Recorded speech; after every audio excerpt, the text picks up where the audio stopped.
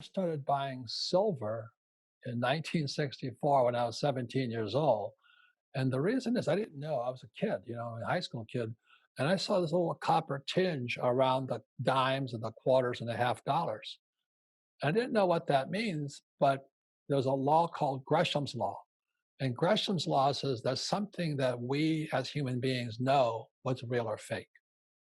And apparently, as a kid, I kind of knew that anything with a copper tinge around the silver, the dime, quarter, or half dollar was fake.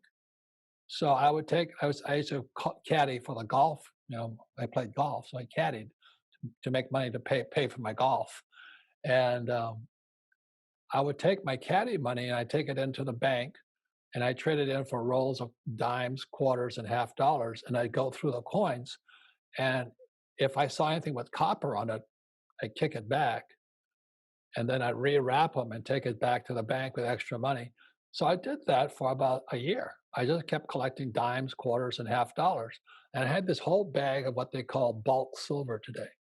But I just kind of knew it was fake. And then I went off to school in New York. And when I came home, my mother spent it.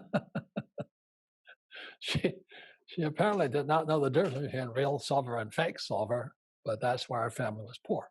But anyway, it took a long time to be able to get to you. And he says, watch out. He says, the world's going to change. Nixon took the dollar off the gold standard. And I didn't even know what gold was because we weren't allowed to own gold. In 1933, I believe it was illegal for Americans to own gold. So I didn't know what gold was.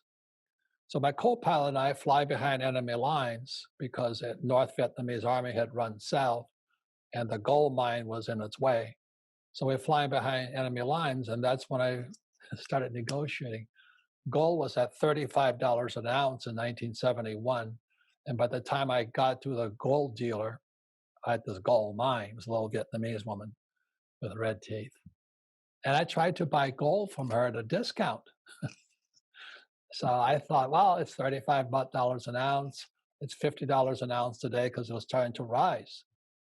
And she wouldn't move. She says, no, it's spot. Spot. I didn't know what spot meant. And here we are, my co-pilot and I were college graduates. And this little Vietnamese woman, I don't think she went to college, but she knew more about money than he and I did. But that was my introduction to gold. And I didn't buy any gold that day, but I let her. So that's why I'm kind of a gold bug. So I don't save dollars because I don't trust the US dollar.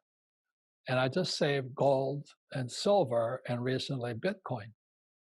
And the reason is because of 1971, when Nixon took the dollar off the gold standard, the dollar became fake. So now that COVID has hit and they printed more money in 2020 than they did in the first 200 years of our country. And still people are saving dollars. You should be buying some gold, some silver, and if you can afford it, Bitcoin. Silver today is a bargain. I mean, today is around November 15th, I think, or whatever it is. And I can buy a silver eagle for about 30 bucks. And everybody in the world can afford 30 bucks.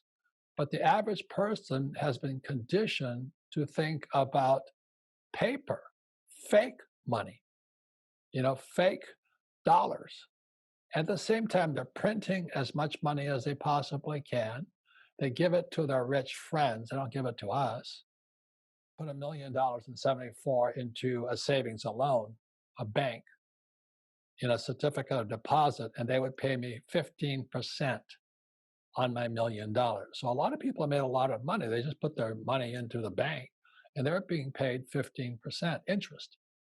So $1 million back in 74 was worth approximately $150,000. Now it's not a lot of money to retire on, but you could have retired on $150,000 in 1974. Today, I take $1 million into the bank, I might get 2%. So that means it went from $150,000 to $20,000. And after taxes, that $20,000 might be worth $15,000. In other words, since 1974, the US dollar has lost 90% of its value, and people still say to their kids, save money. You've got to be crazy. They're going to, now that the elections are over and all this, I don't care if it's Trump or Biden, they're going to have to print so much money just to pay for all or euro or pesos. Right now, you should be saving gold, silver, or Bitcoin. And the thing is in the year 2000, I started buying gold at $250 an ounce. And today it's worth 10 times that much, approximately. So I'm very happy with my gold. And silver was like $2 or $3 or something, and now it's worth 30. And the Bitcoin I bought, thank God I was buying it at 9,000. And today it's worth over worth over $1 million. But the reason for that has nothing to do with gold, silver, or Bitcoin. It has to do with the incompetence of the Federal Reserve Bank, or the corruption of the Federal Reserve Bank, the US Treasury, and Wall Street. So I'm not saying Bitcoin, and people get into what I call pissing matches. Which is better, gold or Bitcoin? Who cares? The question is, how much do you have? That's all that counts right now. But if you don't, then buy gold, silver, and Bitcoin. And the thing I like about Bitcoin is that I can run with it. It's just a number in my head. And my trouble with my gold and silver, I got so much of it, I have to lug it. It's hard to get it around. So when I started looking into Bitcoin, it was already starting to come up. So I started buying it around 9,000. And today I think it's around 15 or 16,000. I don't know what it is. I don't count that. I just count the number of coins I have. That's it. And I'm buying more. The reason I like gold, silver, and Bitcoin is this. The trouble with the US dollar, the more it drops in value, the more they print. Let me say that again. The US dollar, the yen, the peso, the euro, as it drops in value because interest rates keep dropping, they print more of it, and people save it. Talk about losers. Get it through your head. They're printing it. It's getting, because the more valuable, more expensive Bitcoin gets, they print less of it. It's called a halving.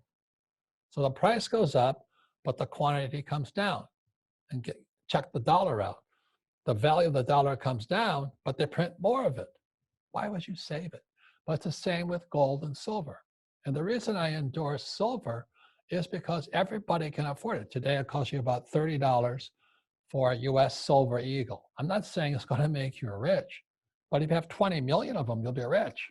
If you just kept saving silver the way I kept saving gold, and now I'm saving Bitcoin, you don't have to go to college to save it. Just buy it, hide it.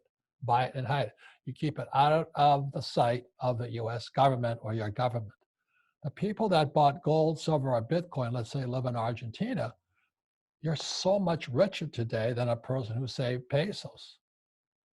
And it's the same as my friend in Australia. If they're saving the Aussie dollar, you're going to be crazy.